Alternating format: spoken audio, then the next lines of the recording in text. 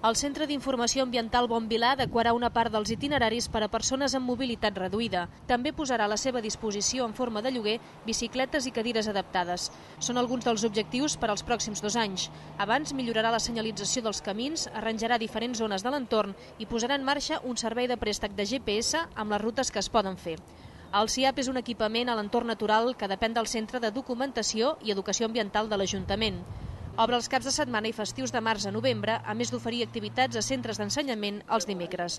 El lloc és un punt de partida per fer recorreguts pel torrent de la Batzuca, al bosc de Can Bon Vilar o al Parc Agroforestal de Terrassa. Es complementa amb una zona de pícnic, un aparcament, font d'aigua i lavabos públics a disposició dels visitants. Al 2010, pel centre hi van passar uns 3.000 usuaris, la majoria de Terrassa, però també de Sabadell, Matadepera i Sant Quirze.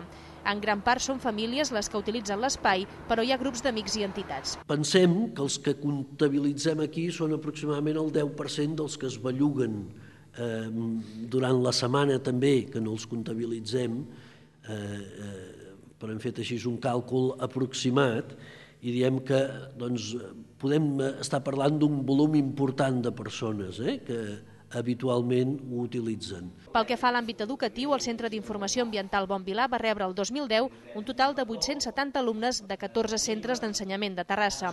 Per aquest 2011 ja han reservat 19 escoles.